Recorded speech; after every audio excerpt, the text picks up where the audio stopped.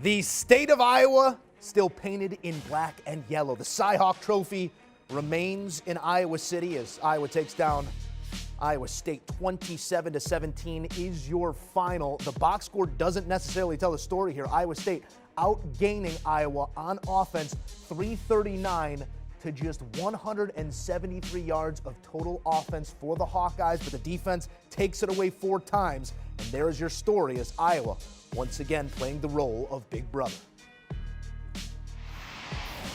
For more on this one, let's get our guys in the mix. Joining me in studio, CBS football analyst and host of All Things Covered podcast, the 2-time Super Bowl champ, Brian McFadden. B-Mac, always a pleasure to have you. And we have him alongside college football writer Barrett Sallee. Gentlemen, we're going to get to the big upset here in just a moment, but in regards to what we just saw, the Cy-Hawk Trophy will reside in Iowa City for at least another year. Has not found a home in Ames since 2014. B-Mac, this is an Iowa team now with a top 20 win to their name, a top 10 win to their name. How impressed have you been by Kirk Ferentz's team and the way they've come out of the gate? Well, very impressed. Anytime in a matter of 2 weeks you can take out 2 top 20 teams, that's impressive, especially your rival, traveling to your rival on a national stage and taking care of your business.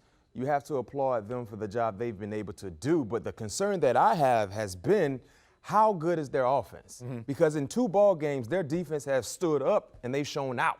They've got turnovers. They put points on the scoreboard. We haven't really seen a lot from their offense. Granted, it's not like they had to do a lot because their defense has been so phenomenal. So this is one of these situations, Barrett, for me, when you look at Iowa, I assume they will probably be just maybe on the outside of the top 5. But I don't know if they're actually that good just yet. I will continue to monitor this team, not taking anything away from what they're doing right now. But when it comes to the talent and their style of play, offensively, I would love to see their offense be able to generate positive yards, explosive-like plays. And right now what we're doing, a recipe that has been working for them, what they have been doing has been allow our defense to put us in positions to be successful, and we take advantage of those said situations. Yeah, and getting by Iowa State in pretty much the game of the century in Ames is a huge deal. And yeah, you're right. They're a work in progress. You know what you're going to get defensively. This is the most Iowa team that we've seen in a very long time. But like we saw a few years ago, Iowa going to the Big Ten championship game undefeated, technically with the shot at the college football playoff, wasn't a college football playoff caliber team because of that offense. And this team is taking on that same identity through 2 games. Now, could it shed that identity and become dynamic offensively? Sure, it absolutely could, because we know there's time and they play in a division where you don't have to do an awful lot. So they have time to figure things out offensively, but so far so good. They've gotten through a big game with their defense, a game that in terms of buzz, maybe that state hadn't seen in a century. So that's all good. But right now, what this Iowa team is to me, it's like the one from a few years back that had a shot at the playoff when it went into the Big Ten championship game, but just wasn't dynamic offensively. But luckily, they have the luxury of time. Yeah, no doubt they will continue to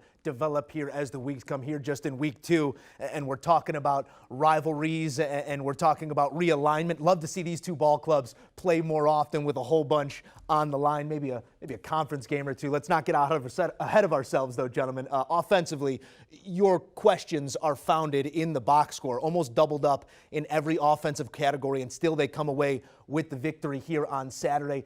His defense has forced 7 turnovers through 2 weeks against... And 14 points. 14 points as well to go along with it against ranked opponents.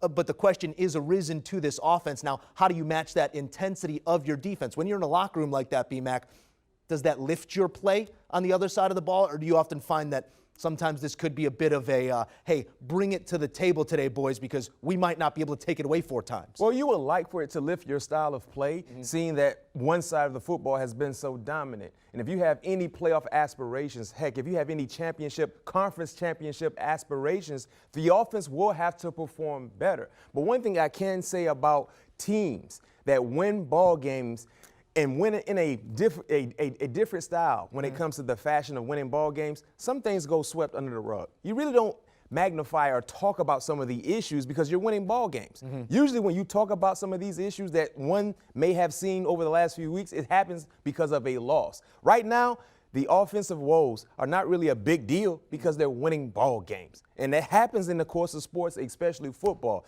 I'm not saying this team is not a good team. But if you talk about having an undefeated team with 2 top 20 wins in 2 weeks, The one concern has been the inability of aggressive offense. The quarterback threw for 106 yards today. I mean, they didn't have one runner to go over 60 yards. And they won on the road because their defense has been so opportunistic. What happens if they play against a stout, smart offense that don't create loud turnovers? Can their offense bail them out?